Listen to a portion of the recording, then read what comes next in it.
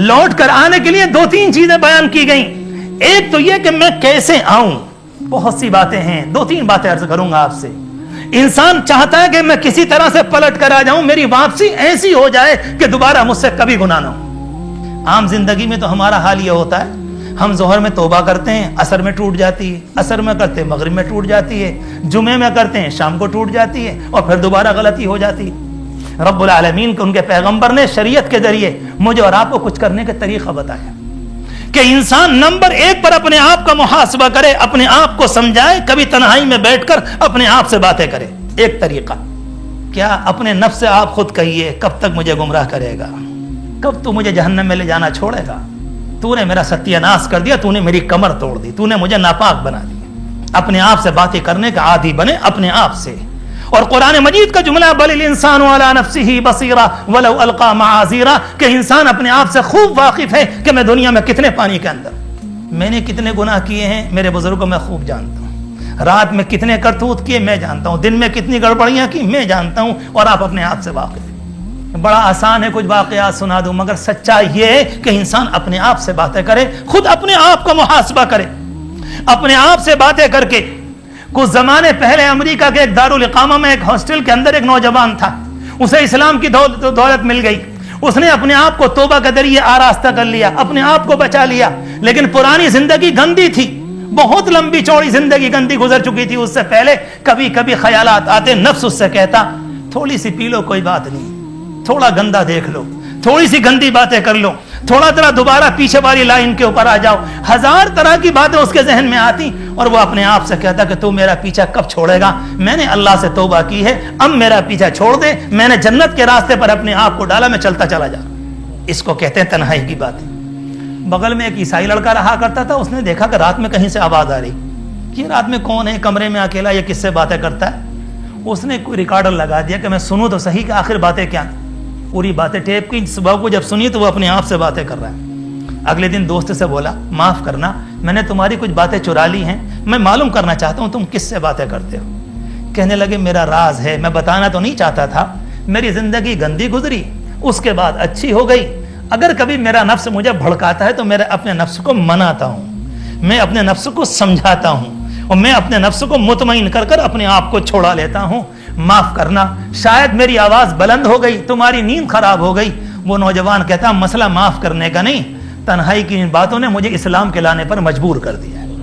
Number ایک پر انسان اپنے آپ سے باتیں کرے. دوسری بات بیان فرمائی, حدیث شریف سے معلوم ہوئی, قرآن سے بھی معلوم ہوئی, نبی اکرم صلی اللہ علیہ وسلم نے خود بیان فرمایا. آپ نے فرمایا کہ اتقوا مواضع التهم, اپنے آپ کو غلط جگہوں سے بچا لو. اور قرآن مجید کا بیان ہے کہ ولا تقربوا الزنا, کہ زنا کے قریب بھی نہ جاؤ. اس سوسائٹی کے, اس ماحول کے, اس گندے خطرناک ماحول کے, اس کے قریب بھی اپنے آپ کو نہ لے کر جاؤ. حضور پاک علیہ الصلوۃ والسلام کا جملہ بھی اور قرآن مجید کا بھی, اپنے آپ کو انسان گندی سوسائٹی سے بچا.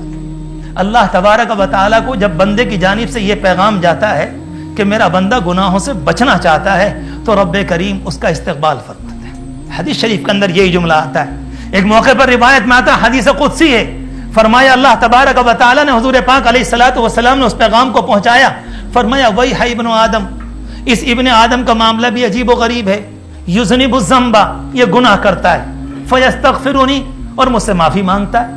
کا عجیب و غریب معاملہ ہے, انسان کا یہ گناہ کرتا ہے, اس کے بعد معافی مانگتا ہے, فاغفر له, میں اس کو معاف کر دیتا ہوں.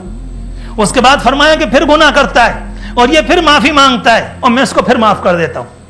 تیسری مرتبہ فرمایا کہ پھر گناہ کرتا ہے, پھر معافی مانگتا ہے, اور اس کے بعد میں پھر اس کو معاف کرتا ہوں. اور آخری جملہ جو ہے لا هو يترك الذنب من مخافتي, عجیب ہے انسان میرے خوف کی بنیاد پر گناہ چھوڑتا بھی نہیں, اور میری رحمت سے مایوس بھی نہیں ہوتا. کیا حدیث شریف ہے میرے اللہ, آپ کیسے کیسے بندوں کو نکال کے لانا چاہتے ہیں غاروں میں سے, کس طرح سے چاہتے ہیں گندی. لا هو يترك الذنب من مخافتي, فرمایا کہ نہیں میرے خوف سے گناہ بھی نہیں چھوڑتا مالک, اگر مر گیا تو نہ معلوم اس کے بعد کیا ہوگا. اور ولا ییأس من مغفرتی, اور میری رحمت سے مایوس ہونے کو بھی تیار نہیں.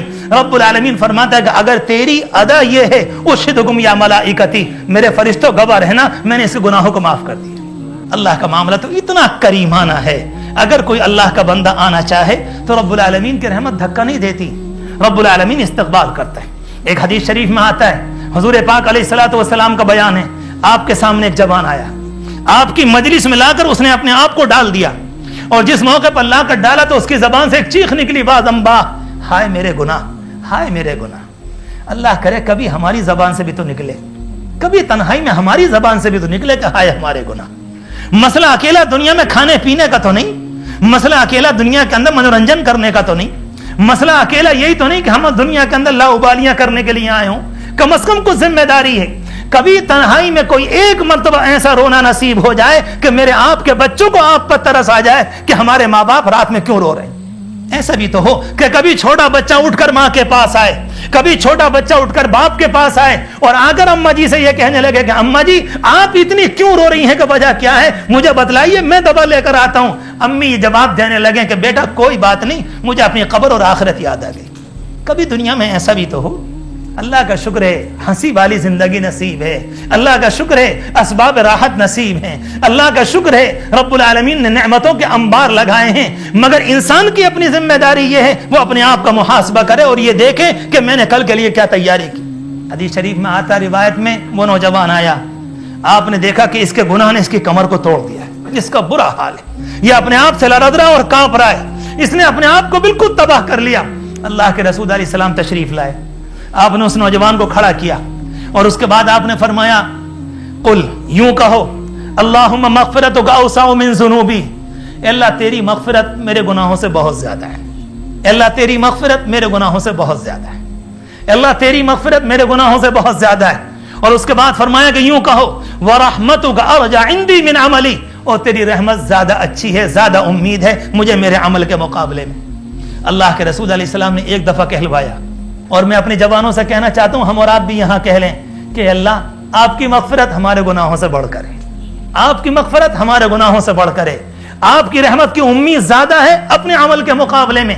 हुजूर पाक अलैहिस्सलाम ने एक मरतबा कहलवाया, हदीस शरीफ में आता फिर दोबारा कहलाया, हदीस शरीफ में आता फिर तीसरी मरतबा कहलाया, और उसके बाद फरमाया, कुम, खड़े हो जाओ, क़द गफ़र अल्लाहु लक, अल्लाह ने तुम्हें माफ कर दिया। रब्बुल आलमीन का मामला तो इतना प्यारा है कि इंसान अपने आप पर गौर करे, अपने आप का तज़किया करे, अपने आप को सोचे कि कौन से गुनाह है।